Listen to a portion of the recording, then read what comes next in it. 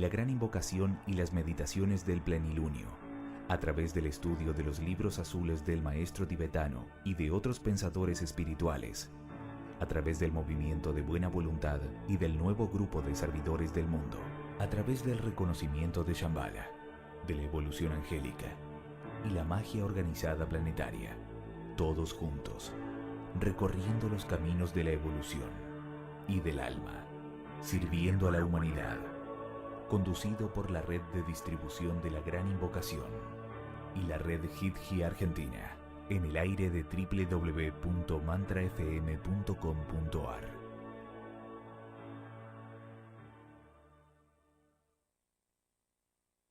The Grand Invocation. From the point of light within the mind of God, let light stream forth into the minds of men. Let light descend on earth. From the point of love within the heart of God, let love stream forth into the hearts of men.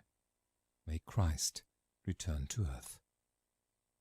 From the center where the will of God is known, let purpose guide the little wills of men, the purpose which the masters know and serve. From the center which we call the race of men, let the plan of love and light work out, and may it seal the door where evil dwells. Let light and love and power restore the plan on earth.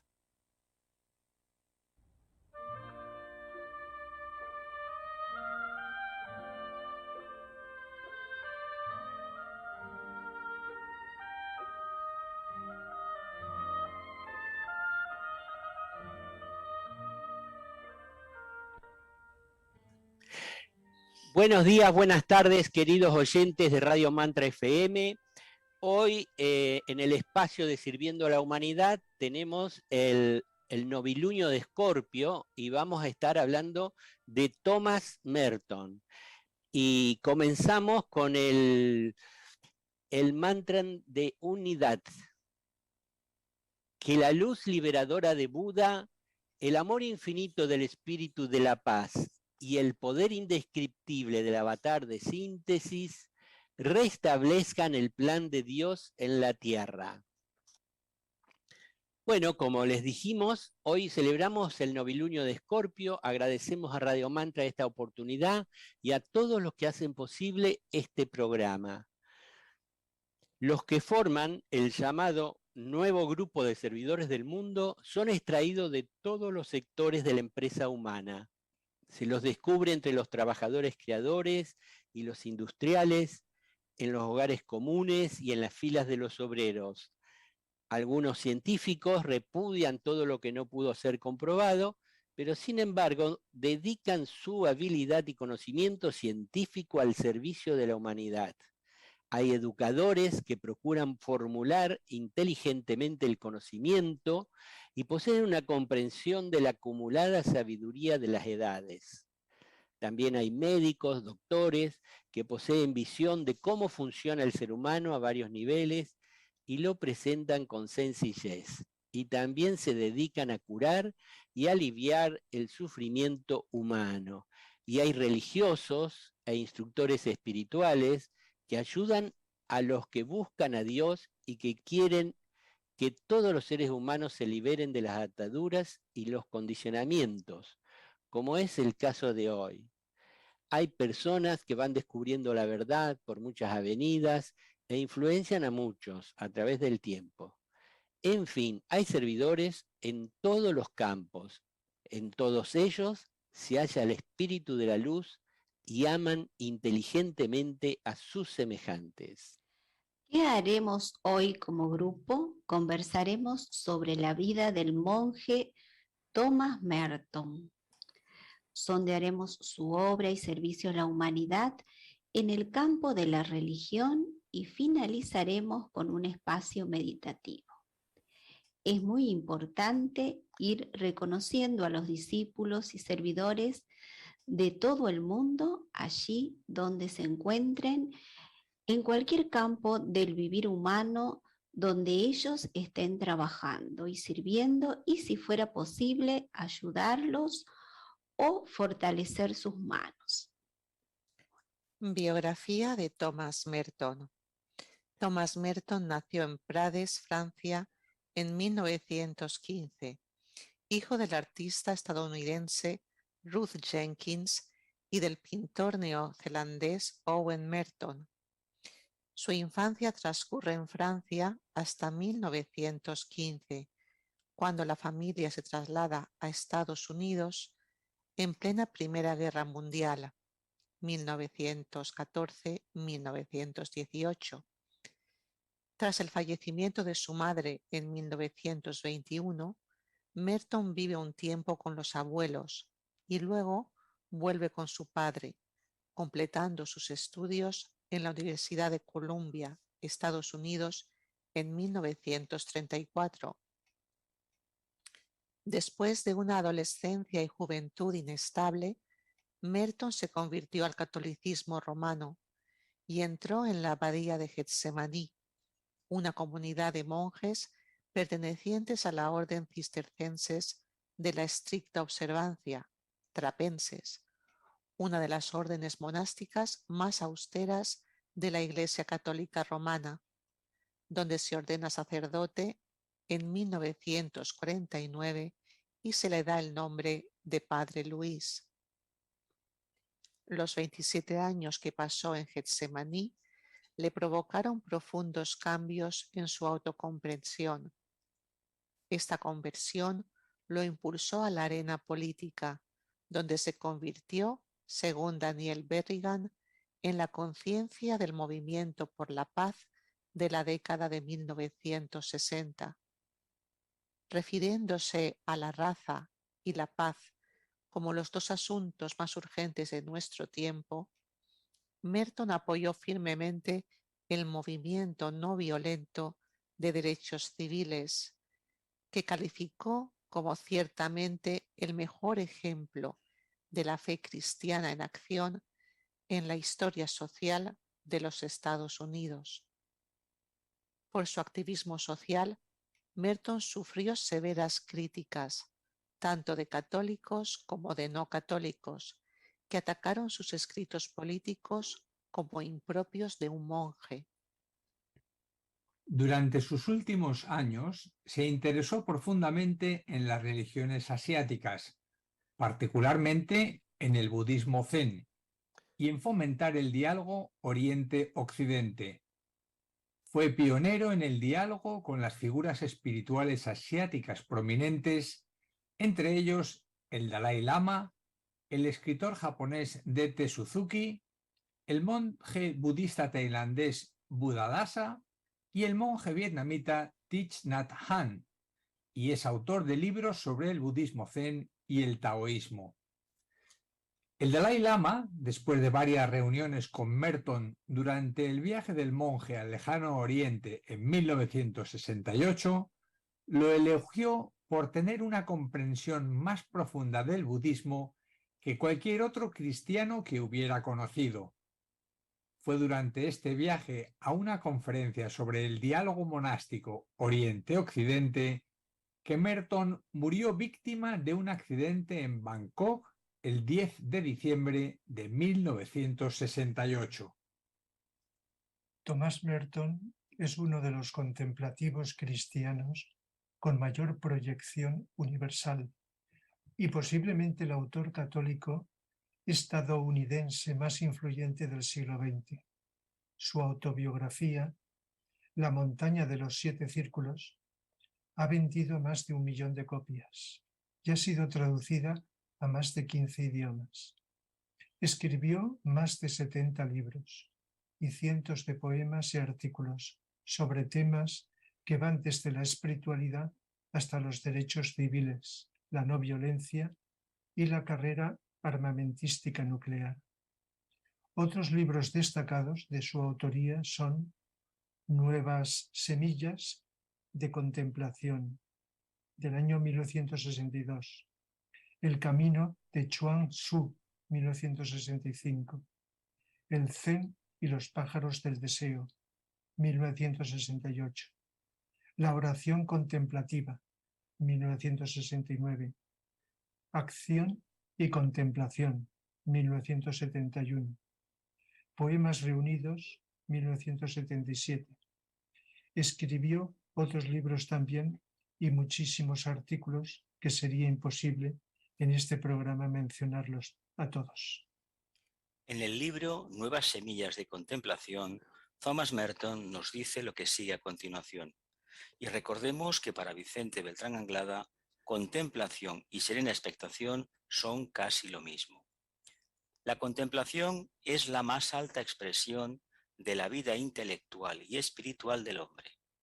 Es esa vida misma, plenamente despierta, totalmente activa y completamente consciente de que está viva.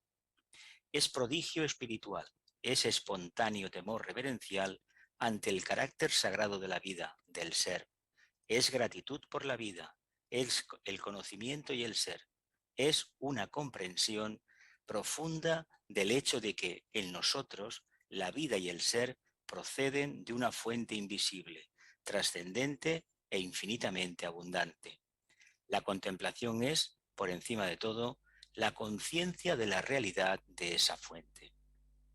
Conoce la fuente de una manera oscura e inexplicable, pero con una certeza que va más allá de la razón y de la simple fe, pues la contemplación es un género de visión espiritual a la que aspiran la razón y la fe por su misma naturaleza, porque sin ella ambas permanecen siempre necesariamente incompletas.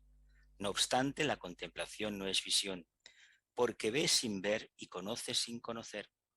Es una profundidad de fe más honda, un conocimiento tan profundo que no puede ser captado en imágenes ni en palabras, ni siquiera en conceptos claros.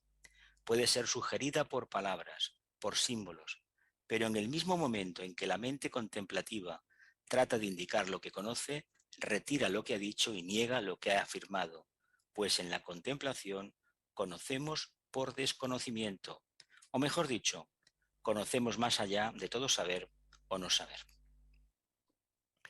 La contemplación está siempre más allá de nuestro conocimiento, más allá de nuestras luces, más allá de los sistemas, más allá de las explicaciones, más allá del discurso, más allá del diálogo y más allá de nuestro propio yo. Para entrar en el ámbito de la contemplación, debemos, en cierto sentido, morir. Pero esta muerte es en realidad la entrada en una vida más elevada. Es una muerte por amor a la vida, que nos hace abandonar todo lo que podemos conocer o atesorar como vida, como pensamiento, como experiencia, como gozo, como ser. Y por eso parece que la contemplación reemplaza y descarta cualquier otra forma de intuición y experiencia, ya sea en el arte, en la filosofía, en la teología, en la liturgia o en los niveles ordinarios del amor y la creencia. Naturalmente, este rechazo es solo aparente.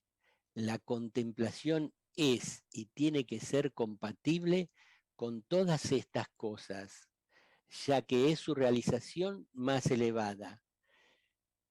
Pero en la experiencia real de la contemplación, todas las demás experiencias se pierden momentáneamente, mueren para nacer de nuevo en un nivel de vida más elevado. Por consiguiente, la contemplación es más que una consideración de verdades abstractas sobre Dios, más incluso que una meditación afectiva sobre las cosas que creemos. Es el despertar, la iluminación y la asombrosa comprensión intuitiva por los que el amor obtiene la certeza de la intervención creadora y dinámica de Dios en nuestra vida diaria. La contemplación no es ni puede ser una función del yo exterior. Existe una oposición irreductible entre el yo profundo y trascendente que despierta solo en la contemplación y el yo superficial y exterior que identificamos por lo general con la primera persona del singular. Debemos recordar que este yo superficial no es nuestro yo real, es nuestra individualidad y nuestro yo empírico, pero no es realmente la persona escondida y misteriosa en la que subsistimos a los ojos de Dios. La contemplación es precisamente la conciencia de que este yo es en realidad no yo, y el despertar del yo desconocido que está fuera del alcance de la observación y la reflexión y que es incapaz de hablar acerca de sí. Ni siquiera puede decir yo con la seguridad y la impertinencia del otro, ya que su verdadera naturaleza consiste en estar oculto y ser anónimo y no identificado en la sociedad, donde las personas hablan de sí mismas y unas de otras. En semejante mundo, el verdadero yo permanece invisible e incapaz de expresarse, porque tiene mucho que decir y al mismo tiempo ni una sola palabra sobre sí mismo. No somos nosotros quienes elegimos despertar, sino Dios quien elige que despertemos a la contemplación. Bueno, vamos ahora a conversar un poquito entre nosotros acerca de Thomas Merton. Todo lo que hay sobre él no se puede poner en un programa, pero valga estos extractos de este libro, Semillas de Contemplación, para darnos cuenta de lo que hablaba él, ¿no? De qué clase de místico era, y al mismo tiempo era una persona comprometida con los problemas de la humanidad. Es decir, no era un místico que estaba siempre meditando o contemplando, sino que tenía sus ratos de contemplación y tenía su actividad en los acontecimientos mundiales. Y esa es la característica del discípulo, como lo consideramos en el campo esotérico, el discípulo de un maestro que sirve a la humanidad y que al mismo tiempo está evolucionando internamente hasta llegar a las más elevadas cúspides. A mí me llamó mucho la atención cuando empezamos a buscar sobre Merton, la profundidad que tiene como sacerdote también. Es uno más de los sacerdotes cristianos que nos dan un testimonio de que puede haber, ¿no?, una iglesia más profunda, más contemplativa, más mística y más comprometida con los problemas mundiales. Bueno, a ver, ¿qué les parece a ustedes, compañeros? Pues el texto que me ha tocado a mí compartir, la verdad es que es de una grandísima profundidad, porque es un texto muy claro, muy diáfano, como nuestro querido Vicente Beltrán solía decir, en el sentido de que captas, te viene a decir que es precisamente la fuente, y mantenerse en contacto con esa fuente viene a dar a entender que es la contemplación. Ojalá esto se tradujera en un cambio de orientación interna, y como él manifestó su vida de servicio, no solamente se ocupó de la búsqueda interior, sino de la aplicación de esa búsqueda interior a nivel social. En las enseñanzas del tibetano se habla precisamente de la construcción de una nueva sociedad basándose en los principios de la buena voluntad. Sí, la contemplación equivale a un estado de expectación superior, samadhi, en otros términos, a un estado de conciencia más elevado, y todos aquellos dentro del área del ámbito religioso u otros que han meditado con profundidad, que han expandido sus conciencias, coinciden en lo mismo. Luego lo llamarán de formas diferentes. En un libro que tengo de Thomas Merton, sobre reflexiones sobre Oriente, que habla sobre el budismo zen, el taoísmo y el sufismo, pues nos indica que reconocía el valor de estas tradiciones religiosas y las grandes coincidencias con lo que él vivía. Una cosa es que leamos y escuchemos o leamos escritos de esas distintas tradiciones y los comparemos intelectualmente con otras. Pero otra cosa es cuando alguien vive una experiencia de cierta profundidad, entonces cuando escucha o lee a otras tradiciones lo que dicen y lo interpreta intuitivamente, entonces encuentra coincidencias. Y esto es muy importante, siempre ha existido, pero cada vez será más abundante el reconocimiento de que por diferentes caminos y por distintas tradiciones con sus creencias diferenciadas, se puede llegar a lo mismo, se puede estar refiriendo a lo mismo. Pero ¿qué ocurre cuando lo interpretamos intelectualmente? Pues que enseguida vemos diferencias. Son conocimientos que implican separación. Pero cuando más allá del conocimiento está la intuición, entonces hay unidad. Y se trata de eso, que a través de la vía de la atención, de la serena expectación o como lo queramos llamar, vayamos progresivamente ascendiendo a ese punto donde encontremos esa unidad por experiencia. Y entonces valoraremos todas las numerosísimas formas de expresión a lo largo del tiempo de grandes investigadores que han ahondado profundamente en la vida y que por lo tanto han conseguido lo mismo, luego expresado de formas diferentes. Sí, a mí me llama mucho la atención que él desde su particular campo religioso en la Iglesia Católica Romana, como monje perteneciente a la orden de los cistercienses, pues se vincula y es uno con los grandes líderes religiosos de otras tradiciones, es decir, se hermana en lo esencial, que es en ese espíritu al que se accede en contemplación, no importa por cualquier vía, por la vía que sea, si es una vía oriental o occidental. Y lo que me llama también poderosísimamente la atención es su capacidad de ser activo y ser protagonista en su tiempo, en unos momentos muy complejos, en los años 60, en los que el activismo por los derechos civiles pues era una necesidad tremenda. Estábamos hablando en la época de la Guerra Fría, del Vietnam, y bueno, él se significó y hizo patente lo que realmente vivía en lo interno y lo llevó al campo hasta hacerse, yo creo que incómodo bueno, pues a muchas autoridades religiosas, ¿verdad? Sobre todo a las cristianas, ¿no?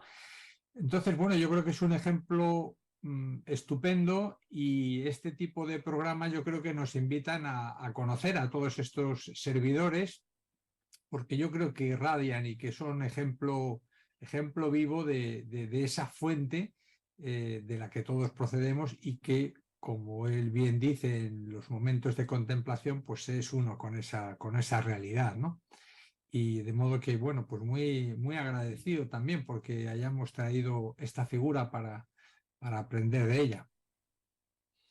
Y complementando lo que has dicho, leyendo sobre todo su activismo en el campo de los derechos sociales contra las armas, encontré que en el 62 él intenta publicar un libro que se llama Paz en tiempos de oscuridad y que fue vetado por sus superiores, no le dejaron publicar, pero dice que mucho de lo que le prohibieron decir después lo comenzó a decir el Papa Juan XXIII y culminó con la publicación de la encíclica Pacem in Terris, paz en la tierra. Thomas Merton también se pronunció muy claramente en contra de todo el auge armamentístico y en particular el empleo de las armas nucleares. Y voy a citar porque me parece que es muy importante lo que él dijo para los momentos que estamos viviendo en la actualidad.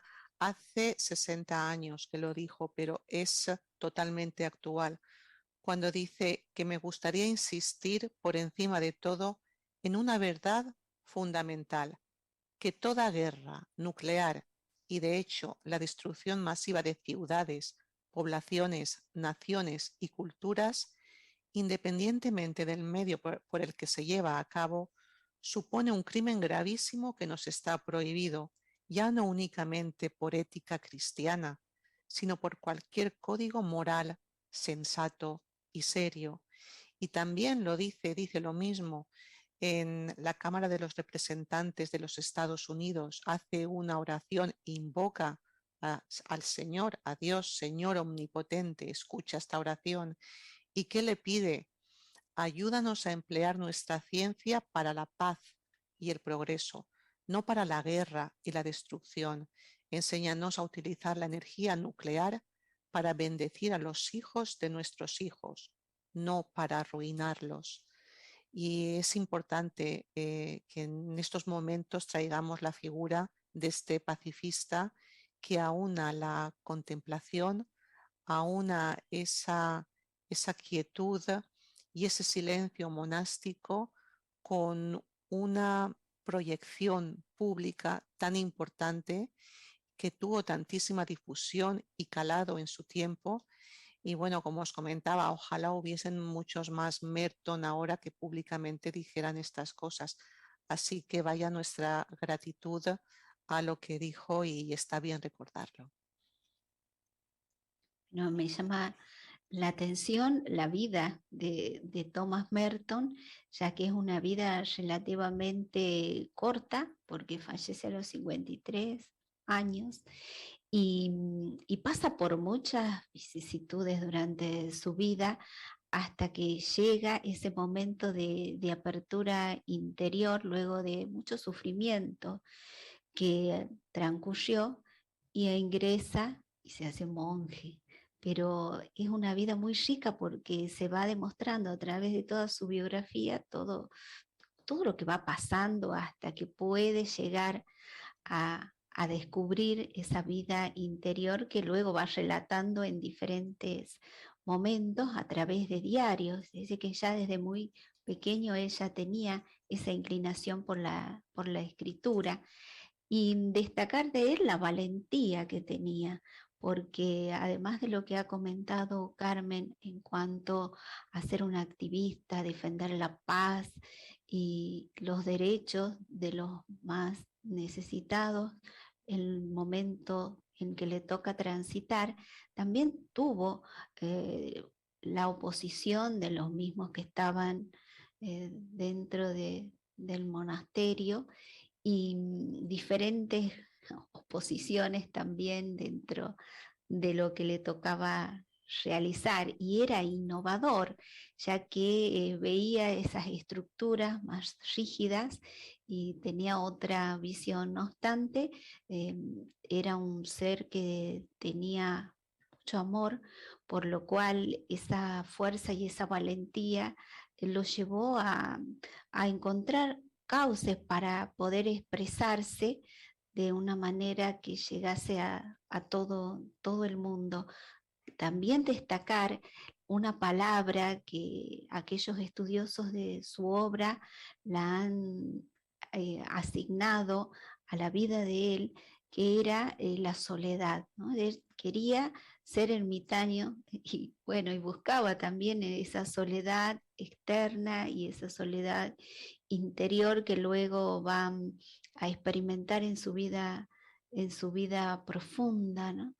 Y esa soledad, como dicen aquellos que han estudiado profundamente su obra, era para que él pudiera tener esa apertura solidaria hacia un gran número de seres humanos. Necesitaba ese espacio interior de soledad y también a veces física. Por eso viajaba a muchos lugares para poder encontrar esa precisión que después le permitía realizar esta obra, este servicio a la humanidad. Bueno, continuamos leyendo otros párrafos y después seguimos conversando. Bueno. Adelante. Otro libro importante es El silencio, la dicha, selección de escritos de Thomas Merton. En estos días de distracción mecánica y absurda, necesitamos imperiosamente encontrar razones convincentes que nos muevan a apagar nuestros teléfonos y reconectar con nuestro verdadero yo espiritual. Editado con motivo del 50 aniversario de la muerte de Thomas Merton, El silencio, la dicha, es una invitación a aminorar el paso, a aflojar el ritmo, respirar hondo, reservar un espacio para el silencio y abrirnos de par en par a la dicha. Poeta, monje, consejero espiritual y crítico social, Merton es una figura única e irrepetible del siglo XX, querido de una forma igualmente única y excepcional. Y este pequeño rosario de escritos reúne sus poemas y prosa más queridos, extraídas de clásicos como Nuevas semillas de contemplación, 1962, y El camino de Chuang Tzu, 1965, además de otros escritos menos famosos. Las páginas de El silencio, la dicha, ofrecen al lector una quietud profunda y sosegada, raptos de alabanza extática, palabras intemporales de sabiduría y una jovialidad amable y franca. Maná para los entusiastas consagrados de Merton y un cálido abrazo para los noveles y principiantes. Esta pequeña selección constituye un don maravilloso. Otro libro suyo es El Zen y los pájaros del deseo. Si ustedes creen que por fin han comprendido lo que es el Zen, cometen el error más grande de su aprendizaje. En el Zen no hay nada que comprender. En el Zen nada enseña ni muestra. Nada condena, aprueba, recomienda, reglamenta o anuncia. El Zen no es siquiera una experiencia mística, pues no admite ningún experimentador, ninguna presencia aprendida, nada. De ahí que este libro no sea ninguna introducción o análisis, pues no hay nada que introducir o analizar. El Zen es lo que es en una palabra o en 1000 palabras, en 1.000.000 de años o en un instante. Thomas Merton, que vivió el budismo por dentro, está libre de toda sospecha de oportunismo.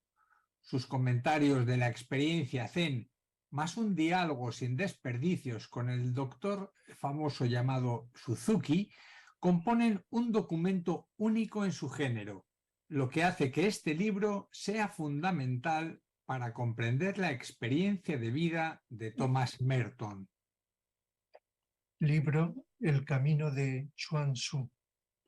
Estas lecturas de Chuang Tzu, advierte Thomas Merton al lector, son el resultado de años de estudio, anotación y meditación. Las notas acabaron siendo imitaciones libres de los pasajes que llamaron especialmente la atención del monje y poeta. Son aventuras de interpretación personal y espiritual, una intuitiva aproximación a un pensador que es a la vez sutil, entretenido, provocativo y no fácil de captar. Lejos de cualquier intención apologética, Merton quiere trasladar el temperamento filosófico de Chuang Tzu, que se caracteriza por su intento singular de penetrar el corazón de las cosas. Una aprehensión de la realidad que se ofrece en forma de meditaciones y poemas, de historietas, fábulas y anécdotas, que, teñidos de humor y de ironía, constituyen una antología del pensamiento que corría por los círculos taoístas en los siglos IV y III a.C. Pero el camino que aquí se muestra, misterioso por su misma sencillez, es propio de una mentalidad que se encuentra en todas partes. Un gusto por la humildad, la no afirmación de sí mismo y el silencio. No busca ninguna salida. Como escribe Merton, Chuang Tzu habría estado de acuerdo con San Juan de la Cruz, en que se entra por este camino cuando se abandona todo camino y, en cierto modo, se pierde uno. Pablo Dor sobre Thomas Merton. Merton fue un entusiasta del diálogo, un pionero del encuentro intermonástico y un profeta de la meditación en el mundo contemporáneo. Quiso por ello encontrarse con todos los que en su tiempo compartían sus pasiones y podían aportarle algo. Estudió a fondo, se carteó o se entrevistó con Leon Bloy, Paul Claudel, Peter van der Meer, Rilke, Thoreau, Julian Green, Matsugasho, Raisa Maritain, Albert Camus, el doctor Suzuki, Fernando Pessoa, quien tradujo La voz del silencio de Blavatsky al portugués. Y en los últimos años de su vida, y eso que había hecho voto de estabilidad monástica, viajó como el más impenitente de los viajeros, pasando buena parte de las noches, por no decir la mayoría, fuera de su celda y a miles de kilómetros de su monasterio. Un monje viajero es una contradicción en sí misma. Merton lo fue. Tan contradictoria fue su fiebre viajera y su apología de la quietud como su defensa del silencio en medio de la más exuberante grafomanía. Pero Merton sintió la llamada, no simplemente del deseo de verificar en la historia todo lo que había contemplado y escrito, todos sus hallazgos y búsquedas. Como Teresa de Jesús, el suyo fue uno de los poquísimos casos en su siglo. Merton fue un apasionado del silencio, de la palabra y de la acción, alcanzando en cada uno de esos ámbitos algo parecido a la plenitud. La pasión mística, poética y fundadora de la Santa de Ávila la vivió Merton a su modo en el pasado siglo. Por eso su biografía es su mejor obra. Por eso resulta evidente que su figura es un arquetipo. Sí, Pablo Dors, hablando de Merton, mencionando a Santa Teresa de Ávila, también se menciona a San Juan de la Cruz, y vemos cómo todos los servidores místicos se conocen entre ellos, se relacionan y se encuentran, ¿no? Y no solo con los cristianos, sino con los que transitan la misma experiencia en otras corrientes religiosas, ¿no? Bueno, vamos a leer ahora una entrevista que encontramos, una entrevista que le hicieron a Thomas Merton y que fue publicada en la Gaceta de Tucumán, un periódico de Argentina, extractado del blog Mediador. Le preguntan, hola Tomás, ¿cómo estás? Y responde, pleno, gracias por darme la oportunidad de expresarme por este medio. Gracias a vos, cuéntanos un poco de ti. Y Merton dice, vine al mundo el último día de enero de 1915, bajo el signo de Acuario, año de una tremenda guerra y a la sombra de unas montañas francesas fronterizas con España. Aunque libre por naturaleza a imagen de Dios y del mundo al cual había venido, también fui prisionero de mi propia violencia y egoísmo. Heredé de mi padre su forma de ver las cosas y su integridad. De mi madre, algo de su insatisfacción ante la complejidad en que el mundo vive y un poquitín de sus muchas cualidades. De ambos heredé la capacidad para el trabajo, saber ver las cosas, gozar de ellas y saberme expresar. Esto debería haber hecho de mí una especie de rey, si los ideales por los que el mundo vive fueran los verdaderos. Nunca tuvimos mucho dinero, pero cualquier tonto sabe que no se necesita dinero para disfrutar de la vida. Escribiste mucho, ¿verdad? Responde, cada libro que he escrito es un espejo de mi propio carácter y conciencia. Cuéntame de los principios éticos de tus obras. Responde, ¿a ti no te preocupan los principios éticos y las respuestas tradicionales a las cuestiones tradicionales? Muchos hombres han decidido no volver a plantear tales cuestiones. Lo que te interesa más no son las respuestas formales ni las definiciones exactas, sino las intuiciones difíciles en un momento de crisis humana. Pregunta. Bueno, pero algo podrías indicarnos de esas intuiciones. Responde. Buscas seguridad y consuelo. Tales intuiciones no pueden ser consoladoras y menos bien definidas. Son oscuras e irónicas. No se pueden traducir en un programa que resuelva todos los problemas de la sociedad. Entiendo, Tomás, pero esta especie de incertidumbre podría generar temor. ¿Propones una especie de intemperie? Sí, como caminar por el desierto, pero tener que atravesar este desierto horroriza tanto a la mayoría de las personas que se niegan a entrar en sus ardientes arenas y a caminar por las rocas. Es una desolación donde no hay alimento, refugio ni refrigerio para su imaginación, su intelecto y sus deseos. Es renunciar a contentarse con discusiones, conceptos y palabrería técnica. No quieren saber nada de una contemplación porque no complace su razón ni llena sus mentes y voluntades de consuelos y gozos sensibles. Pregunta. ¿Piensas que atravesar ese desierto es para vernos tal cual somos? Claro, si pensamos que nuestra vulnerable cáscara es nuestra verdadera identidad, si creemos que nuestra máscara es nuestro verdadero rostro, la protegemos con fabricaciones a una costa de violar nuestra propia verdad. Pregunta. ¿Podría ser esa la causa de la violencia y conflictos en nuestra sociedad? Ese parece ser el empeño colectivo de la sociedad.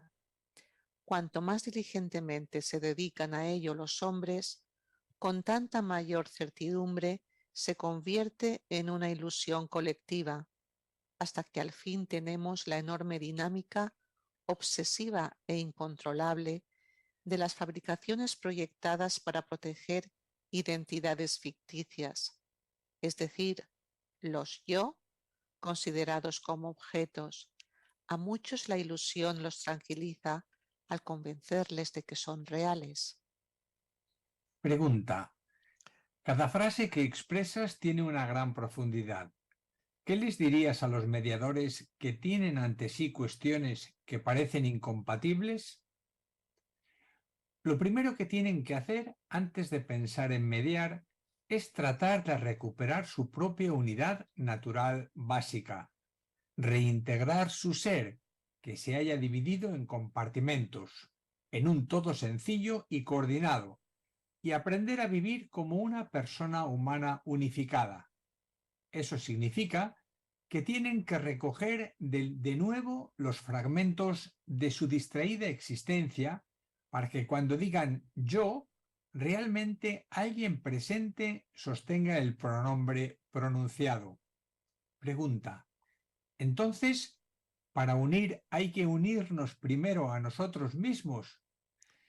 Si quieren unir lo que está separado, pueden hacerlo imponiendo una división sobre la otra o absorbiendo una división sobre la otra. Pero si lo hacen así, la unión será solo política y está abocada a mayores conflictos. Diles a los mediadores que contengan todos los mundos divididos en ellos mismos y los trasciendan. Pregunta. Lo que has dicho necesita de mucha reflexión. ¿Podríamos volver a entrevistarte? Hasta la próxima, dice Thomas Merton.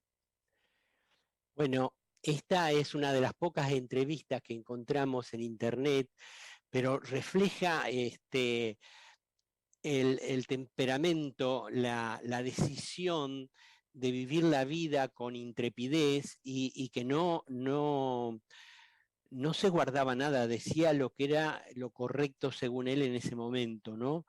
Y eso indica que tiene mucha lucidez, no solo para ver los problemas sociales, sino también los internos. Y realmente hace que Merton, digamos, tenga una presencia muy fuerte en muchos ambientes, en los cristianos sobre todo, y en los que están con la corriente contemplativa y de silencio de estas épocas, que no solo se realiza en los monasterios. Y bueno, es cuestión de seguir investigando y al mismo tiempo emular su vida sería lo más importante, ¿no? Ser como él, descubrir lo que hay en nuestro interior, conectar con la fuente, no sé, ¿qué les parece? Quería preguntarles a todos, ¿no os ha recordado a Krishnamurti? Sí, Sí, sí. mucho, mucho, mucho. Ujú. Mucho. Me parece que es puro fuego, pero es puro fuego vivido desde dentro, desde su más fuego interno, que lo expresa de manera rotunda, clara, Y pacífica. además, Jesús incide en algo muy importante. La esencia de la vida son muy pocas cosas. La alegría, la felicidad, la captación de ese ideal y al mismo tiempo manifestarlo dentro de las circunstancias kármicas de cada uno es mucho más importante que dar sermones sobre la meditación. Él habla de los efectos prácticos de la meditación, de la vida contemplativa. Sí, sí, me ha parecido interesantísimo porque realmente es como no deja hueco a seguir razonando con absurdas elucubraciones, ¿no? Te sitúa en el centro y dice, ¿usted quiere resolver? Pues resuélvase usted mismo. ¿Usted quiere conciliar? Pues es usted la conciliación en sí misma, porque si no parece como que esto no tiene sentido, ¿no? Y otra cosa, la sonrisa, ¿no? La sonrisa que tiene de una persona que está en paz, de una persona que ve venir aquel que viene con la máscara y se sonríe y lo ama y lo deja pasar, ¿no? Eso me da la idea de la foto que hemos visto. ¿Qué más? Pues bueno, la actualidad que tiene ahora mismo, ¿no? Y cómo lo estamos leyendo y se relaciona con muchos autores a los que hacemos referencia. Habéis nombrado Krishnamurti, pero ahí está también claramente toda la enseñanza Zen y ¿os acordáis cuando hicimos la desaparición del yo, disolución del yo, del ego? Él habla también de eso. Dice, me ha gustado mucho esa frase que dice, diles a los mediadores que contengan todos los mundos divididos en ellos mismos y lo trasciendan. O sea, contén todo lo que está dividido dentro de ti mismo y trasciéndelo. Y claro, uno se queda y dice, vaya frase, ¿no? Eso lo que implica que aceptemos todo el mundo, que lo contengamos tal y conforme es y que logremos trascenderlo, que no nos quedemos en el nivel de la mente concreta y que vayamos más allá. Me parece impresionante. También un cortito, voy a leer una cosita que me llamó la atención, que dice, estoy parte de la gente que está harta de la guerra y quiere paz para levantar su país. La tragedia del hombre moderno es que su creatividad, su espiritualidad y su capacidad contemplativa están sofocados por un superego que se ha vendido a la tecnología. El término este de superego, como diciendo, cómo la humanidad, muchos seres humanos inmersos en esta materialidad, y que viven por este ego y la tecnología pensando que la tecnología va a arreglar todo, que es como una especie de Dios que nos va a salvar de todos los apuros. Y él lo que aboga es no vivir en el superego, vamos a deshacernos del ego. Y esto me parece un mensaje muy, muy importante tener en cuenta. Cuando Sí, hemos leído, y adelante, Rafa. no, cuando hemos leído lo del paso por el desierto, creo que lo hemos entendido en un sentido simbólico, porque podemos estar, nosotros tenemos una vivienda, una casa donde estamos cómodos, más o menos, y podríamos decir, podríamos plantearnos muchos, ¿se necesita desprendernos absolutamente de todo para vivir esas experiencias? La respuesta es no. Si nosotros desarrollamos el apego a ese ego, a esas necesidades que nuestro ego nos está pidiendo continuamente, y ahí coinciden todos, lo expresen de una manera o de otra, él también lo dice, todas esas creaciones imaginarias, deseos, expectativas alrededor del ego, entonces si nosotros nos desprendemos de ello, entramos en esos niveles de felicidad, de vivencia de una conciencia superior. Y esto puede ser pues no teniendo nada o teniendo cosas, pero desprendidos de ellas, con desapego. Marcela.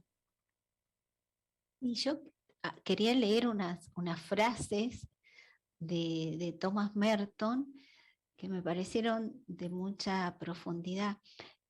Son estas: no hay otra verdadera soledad que la soledad interior. Es del libro Semillas de Contemplación. Otra más dice: el miedo es la raíz de todas las guerras, no tanto el miedo que los seres humanos se tienen los unos a los otros, cuanto el miedo que tienen a todos. El mismo libro. Y otra dice: es más fácil mantenerse quieto y no dejar rastro, pero es difícil andar sin tocar la tierra. Es del libro El Camino del Chuang Tzu. Allí donde el egoísmo es la atadura, se disuelve la amistad cuando la calamidad llega. Del mismo libro que dije recién. Y por último, en la vida contemplativa y en la vida espiritual no hay trucos ni atajos. Es del libro La Oración Contemplativa.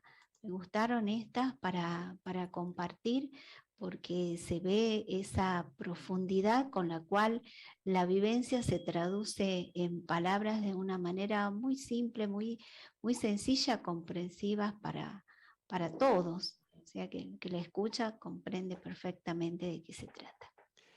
Tenemos 15 minutos más para seguir conversando. Sí. Hoy se nos expandió el tiempo, ¿no? Yo lo que quería complementar a Rafa, el asunto del desierto, que es una metáfora.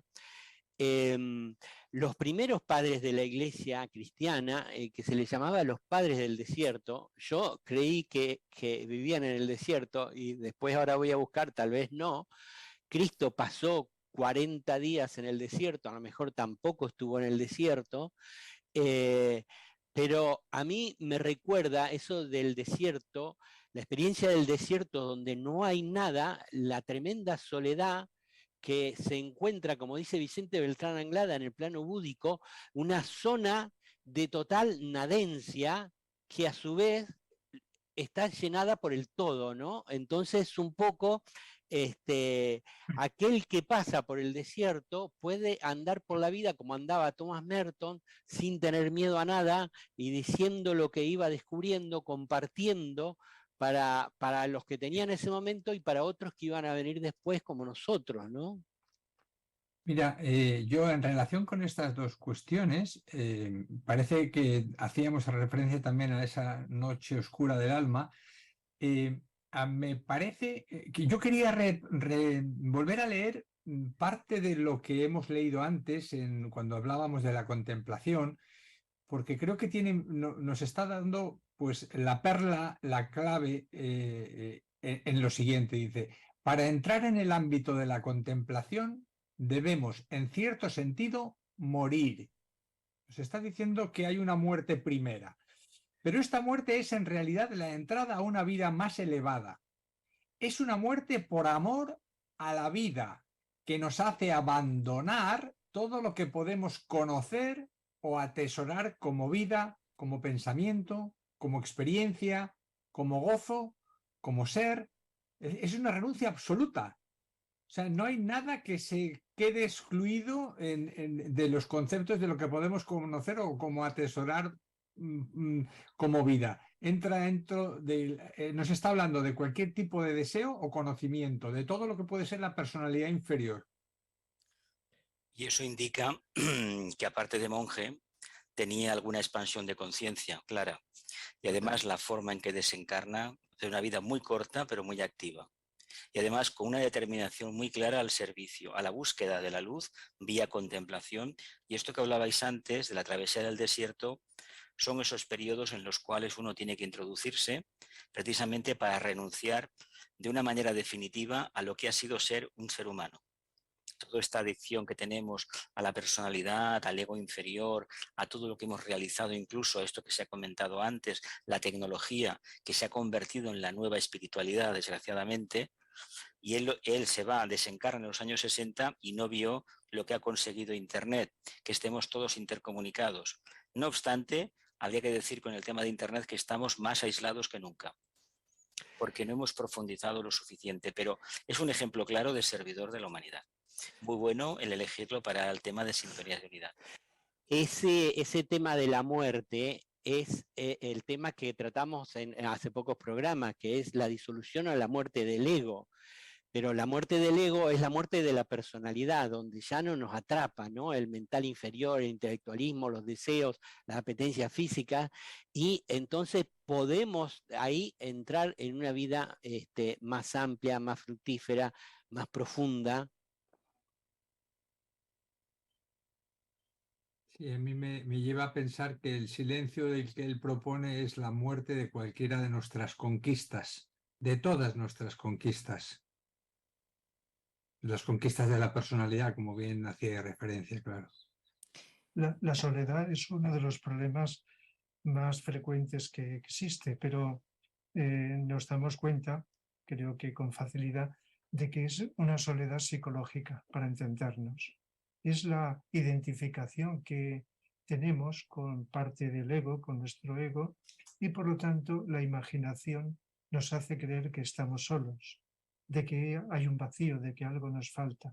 Es decir, es un problema de tipo psicológico, la soledad como problema mundial. Pero la soledad que nos hablan estos seres avanzados es otro tipo de soledad. Es como un vacío. No podemos, describirlo y más sin vivirlo. Yo no la he vivido, esa soledad, pero mi intuición me dice que es muy distinta, muy diferente. Es un estado de desprendimiento de algo a lo que teníamos, en lo que estábamos muy habituados, muy encontrados, pero que hay una transición hacia un estado totalmente opuesto a la soledad, que es un estado de plenitud, de la entrada de la conciencia en lo superior, en lo trascendente. Y entonces esa soledad es el periodo de transición, de pasar de un estado tan habitual durante tanto tiempo a un estado nuevo. Entonces se vive esa soledad. Pero una vez que se ha hecho la transición, ya desaparece todo tipo de parecido a lo que entendemos por soledad. Y esa soledad tendrá que ver con la noche oscura. Hay unos comentarios de Thomas Merton sobre el místico sufí Ibn Abad. Sobre el 1300-1390 falleció. Y habla que es en la noche oscura cuando se abre secretamente la puerta de la unión mística. Y cita un poema de este autor sufí Ibn Abad, y dice que para el siervo de Dios es el consuelo es el lugar del peligro donde puede ser engañado.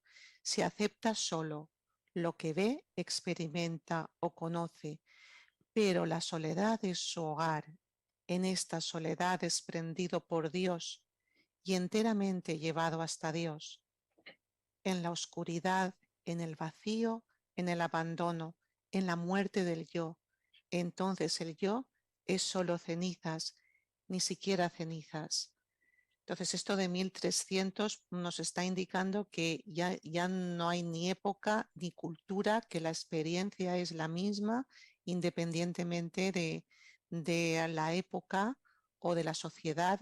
Y entonces esto nos indica que todos aquellos que han avanzado en el camino de la contemplación, de ese silencio, que han traspasado la noche oscura, que han vivido esa soledad profunda y ha desaparecido el yo, encuentran una nueva vida, nacer dos veces, como se dice, ¿no? Sí, y Chuang Tzu, que él estudió, era el taoísmo del siglo IV y III antes de Cristo. Es decir, que estamos hablando de que el encuentro con Dios, para hablarlo de forma teísta, o el encuentro con la conciencia una, ha estado en todos los tiempos.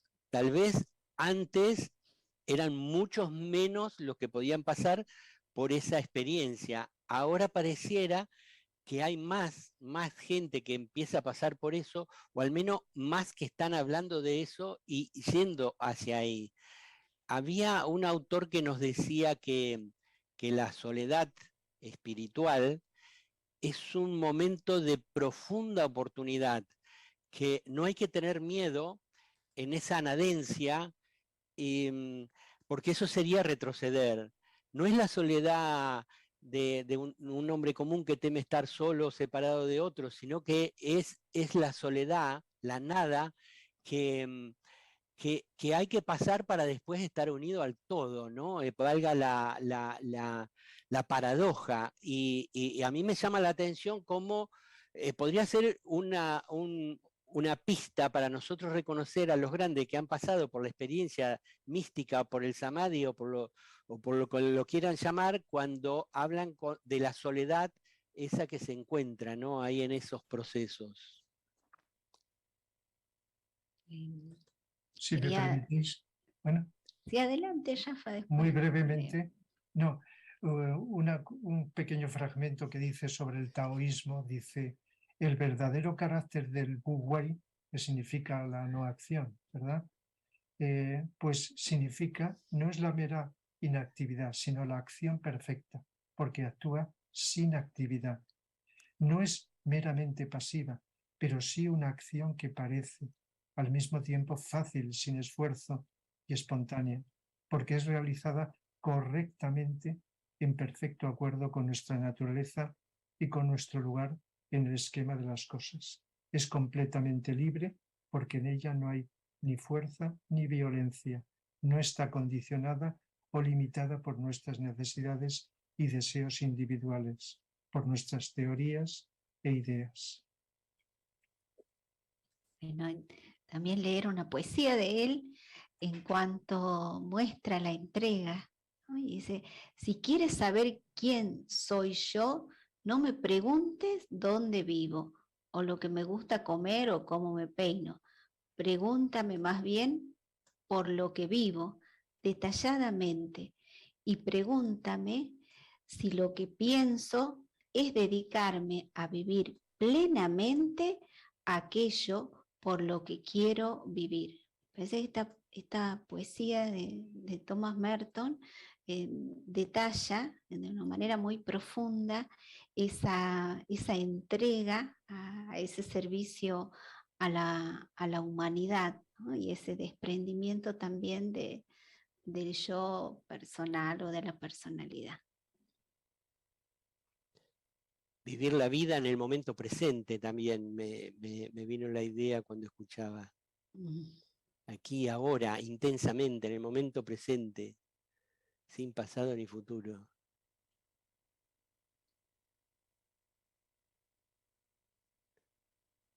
Bueno, silencio. ¿Quién dice alguna otra frase más?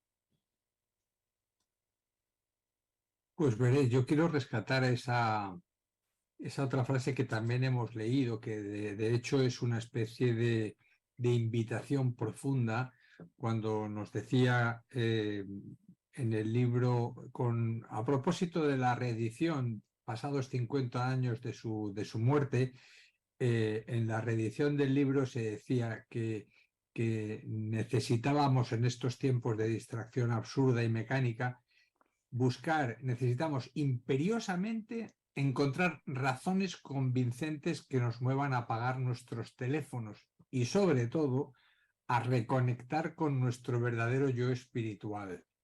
Fijaros, razones verdaderamente convincentes. ¿Qué es lo que nos puede llevar a ese morir para nacer de nuevo? Dicho de otra manera. Sí, y acá en la diapositiva que hay para los que están en el chat, hay una frase que dice, en el silencio Dios se convierte en experiencia.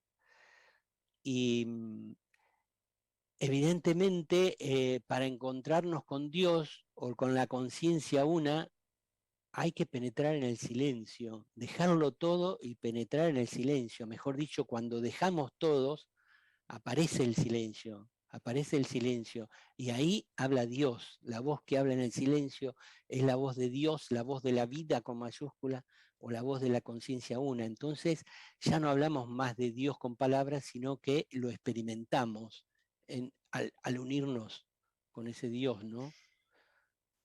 Sí, hay otra frase que me parece importante que afirma: si no terminamos la guerra terminará con nosotros, ¿no? Entonces, ¿cuántas cosas ha dicho en esas pocas palabras?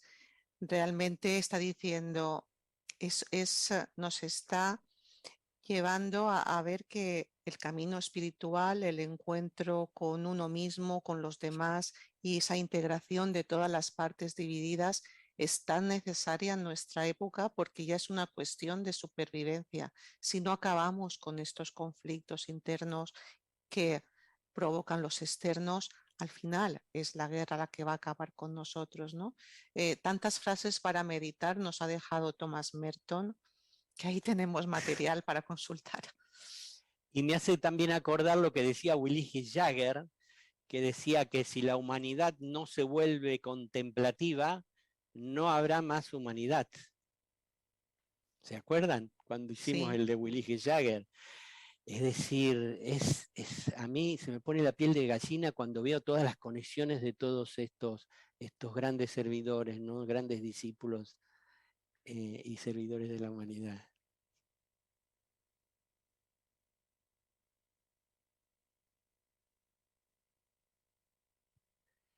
Bueno, vamos al pequeño espacio meditativo. Sí. Perfecto. Bueno, tenemos 2 mantras y la palabra sagrada. Y en todo proceso de meditación, siempre todas las corrientes espirituales que plantean la meditación profunda nos dicen de ponernos en la posición que queramos, ¿no? Pero la columna derecha, y silenciar la personalidad o yo inferior, el cuerpo físico relajado, realizar algunas respiraciones profundas sin forzar, con total conciencia y atención en el proceso de respirar. Eso va silenciándonos. Y la profunda atención a las emociones, que hace que éstas no nos atrapen y pasen de largo, y haya tranquilidad emocional para reflejar como un lago de montaña lo que existe allá arriba, el sol, el espíritu. Y atención a los pensamientos, que es lo que produce el gran ruido en nuestro ser y que nos impide penetrar en el silencio. Pero con atención profunda, lo cual es Agni Yoga, atención profunda a los pensamientos que hay en nuestro interior, estos se disuelven, se van disolviendo, van desapareciendo. Y aparece el silencio. En ese silencio nos damos cuenta que somos uno con nuestro ángel solar y con los ángeles solares o almas de todos los seres que habitan el planeta Tierra. Y desde ese lugar de silencio, y ojalá que también fuera de contemplación, recitamos el mantra del nuevo grupo de servidores del mundo. Que el poder de la vida una afluya a través del grupo de todos los verdaderos servidores.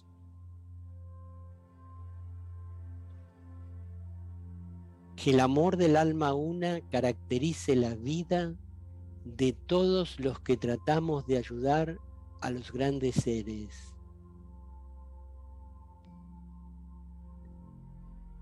Que cumplamos nuestra parte en el trabajo uno mediante el olvido de nosotros mismos, la inofensividad y la correcta palabra.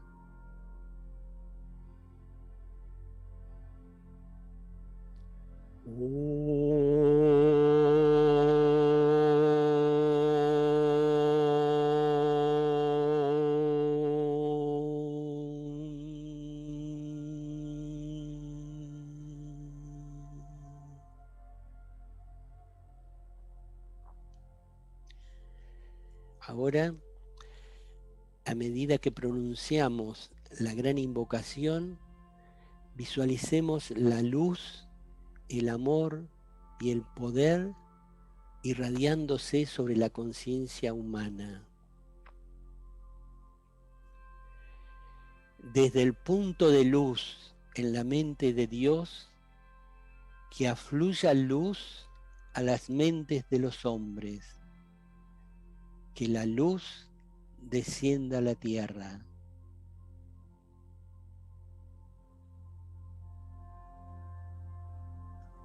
Desde el punto de amor en el corazón de Dios, que afluya amor a los corazones de los hombres. Que Cristo retorne a la tierra.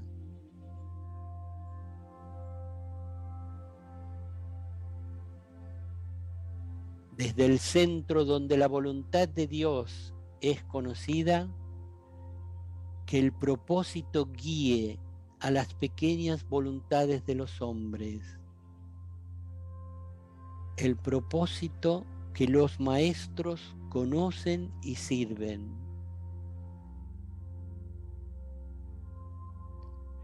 Desde el centro que llamamos la raza de los hombres, que se realice el plan de amor y de luz y se selle la puerta donde se halla el mal. Que la luz, el amor y el poder restablezcan el plan en la tierra. Pronunciemos 3 veces la palabra sagrada que proviene de nuestra alma. Dejemos que nuestras almas pronuncien el Om.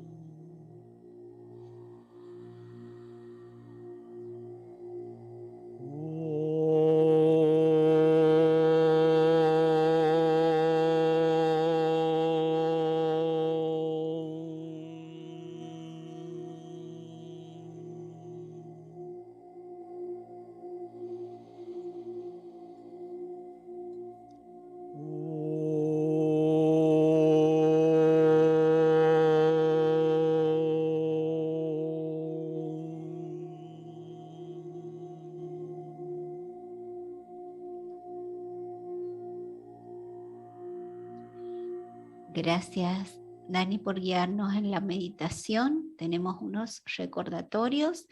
El primero es que vamos a recitar la gran invocación el viernes a las 9 horas de Argentina.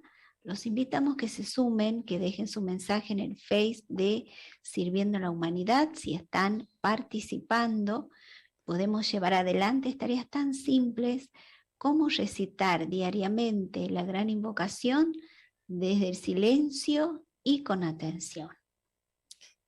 También recordarles las meditaciones de silencio.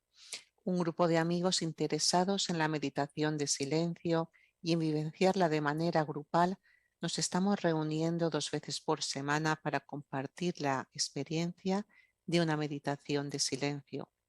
La cita es los lunes y los jueves a las 17 horas de Argentina, 22 horas en España. Recordar que el lunes 31 de octubre, que en España cambia la hora, la meditación se realizará a las 21 horas. Horarios equivalentes en otros países, tengan en cuenta si hay un cambio de hora.